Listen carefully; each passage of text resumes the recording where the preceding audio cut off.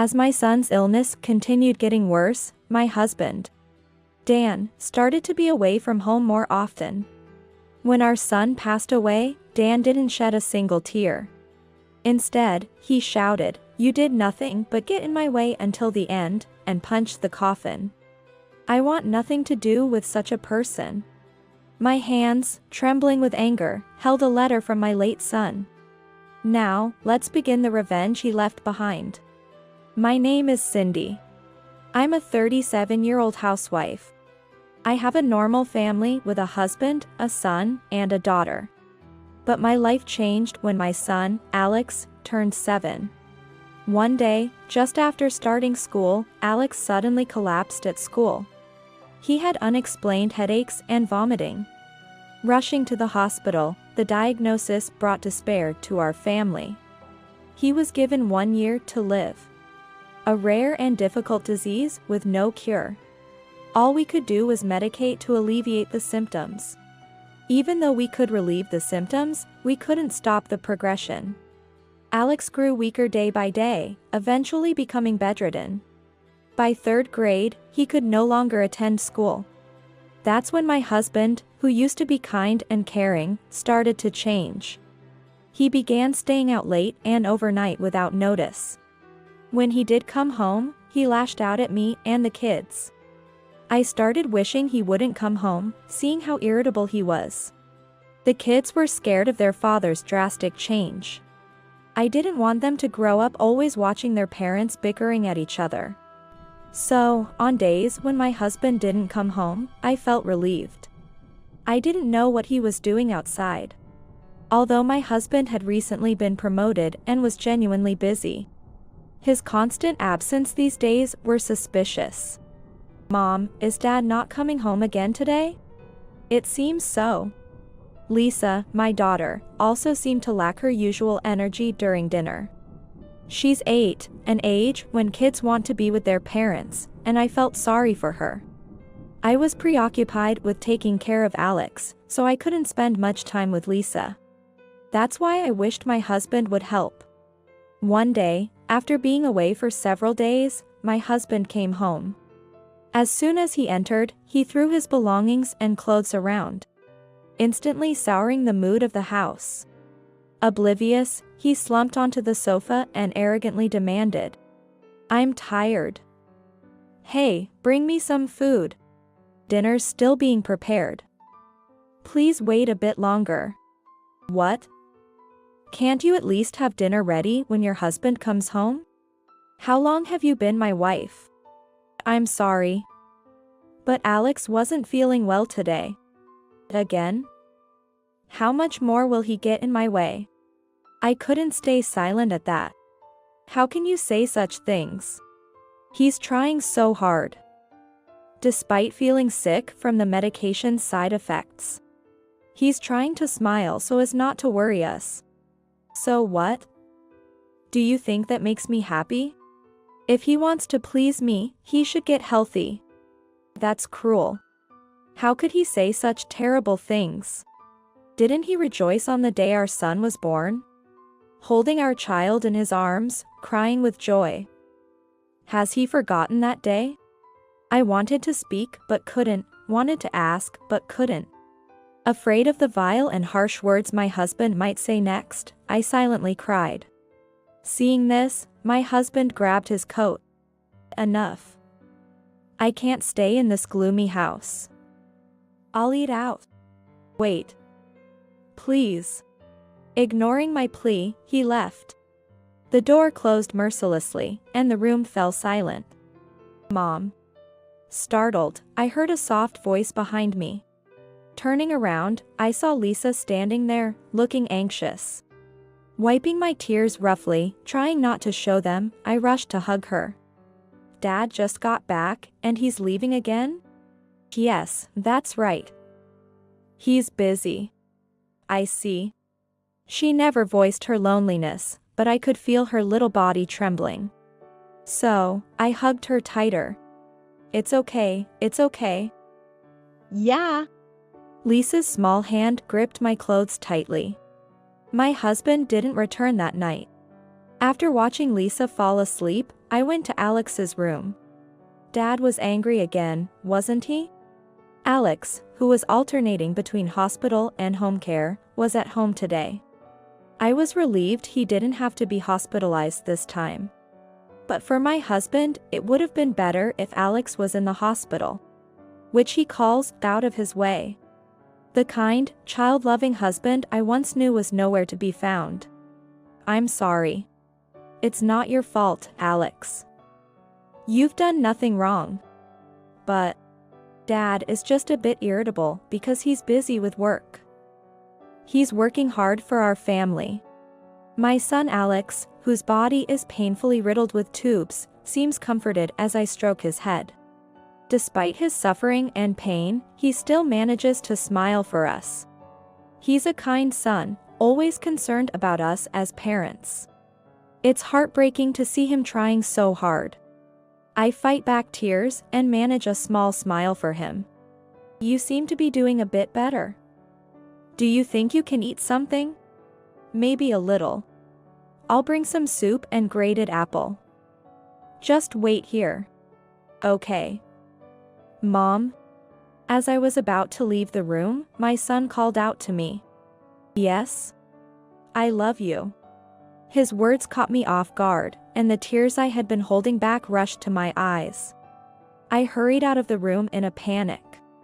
Alex's condition was fluctuating, but the disease was steadily progressing, slowly taking his life.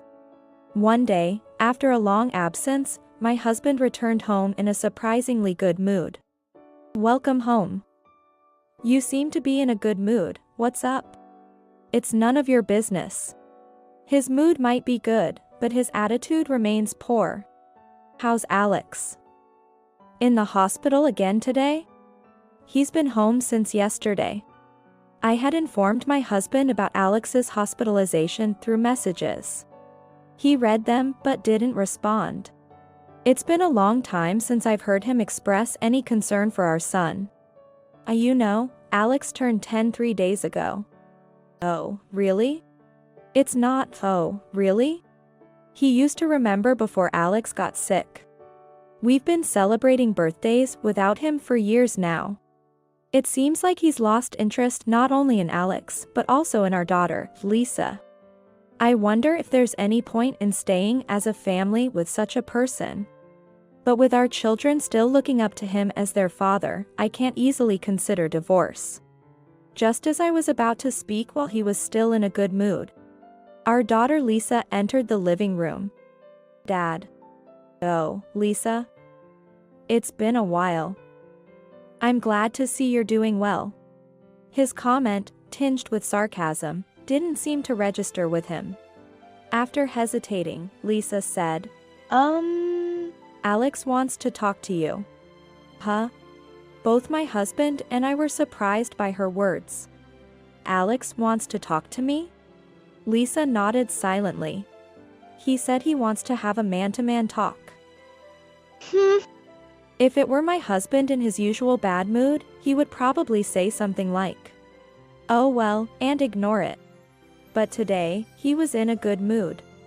Such a pain, he muttered, scratching his head, but still, he headed towards our son's room. That's good.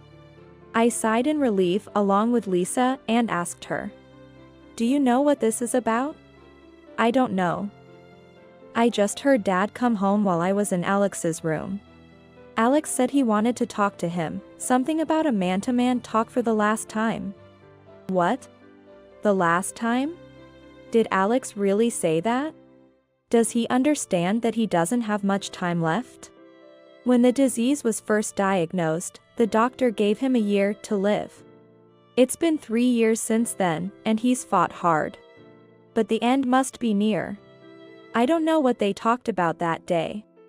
My husband came out of Alex's room in a bad mood and wouldn't tell me what was discussed. Alex also kept it a secret, saying it was a man-to-man talk. Their behavior left me feeling restless.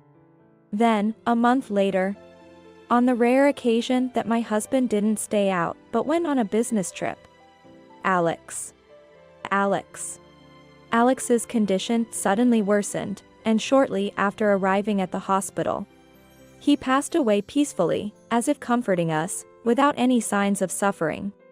My dear son, my first child, Lisa's big brother, Alex.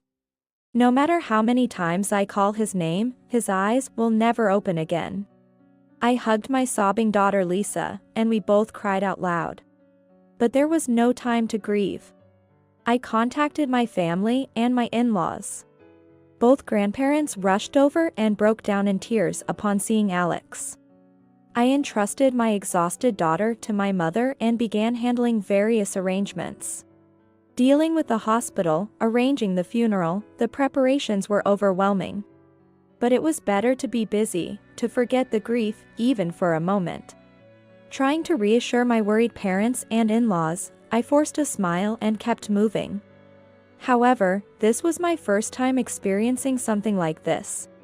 And my spirit was utterly drained. If it weren't for the help from my father and father-in-law, I couldn't have managed. If my mother and mother-in-law hadn't taken care of the house and Lisa, it would have been impossible. What the hell is Dan doing? My father-in-law finally exploded in anger. He raised his voice over the absence of my husband, who should have been more involved than even me, his wife. He's on a business trip. A business trip at a time like this. I'll call him. With that, my father-in-law called my husband. I could hear him arguing with my husband on the phone. That means my husband must be in a bad mood. A feeling of dread came over me, and it turned out to be true. A few hours later, my husband returned, engulfed in an unmistakably sour mood. I was in the middle of an important business trip. What am I supposed to do if this ruins the deal? My father-in-law retorted angrily to my husband. Your son has died, and you prioritize work over his funeral. If that's how your heartless company operates, it might as well go under. Unable to respond, my husband glared at our son Alex in the coffin. Always getting in my way, right to the very end. Then, unbelievably, he punched the coffin.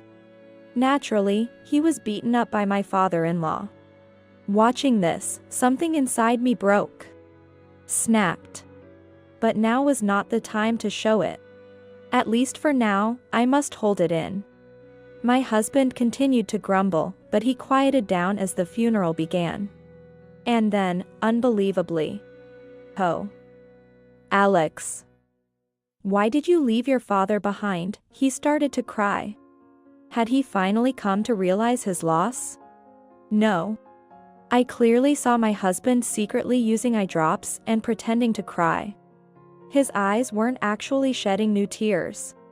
To those unaware, he might seem like a tragic father, deserving of sympathy. I endured for now, but this was enough to solidify my resolve. And as the funeral neared its end, the letter left by Alex was to be read. A letter? There's a letter? It's Alex's last will. It was in his desk drawer, locked. Lisa told me about it. I had found the letter as Lisa told me and had read it, but my husband was surprised. What does it say? I'm about to read it now. Saying so, I stood in front of the microphone, bowed to the attendees, and began to read the letter. It was a letter impossible to read without tears. About how much he enjoyed his life. His gratitude. Words for his beloved friends. His thoughts for his grandparents. About his sister. And about me. Alex's life shone brilliantly. He left words of happiness and thanks. Love you. The words I once heard were written there many times. No matter how often I read it, tears flowed. Yet I chose to read this letter myself. Sobs could be heard from the attendees. While everyone was crying, there was one person who wasn't. Needless to say, it was my husband. He was dabbing his eyes with a handkerchief, but there were no tears. Did he realize that amidst all these words of gratitude for various people, there were none for him, his own father? It seemed the attendees noticed before he did. Cindy, isn't there a word for Dan? My mother whispered to me, her voice choked with tears. At that moment, my tears stopped. Yes, there is. I'm about to read that part. Right, I couldn't cry. Because what was coming was the most important part. To Dad. I raised my head and read aloud. Suddenly, my husband looked up, his face contorted. Did he see his son's image in his clouded eyes?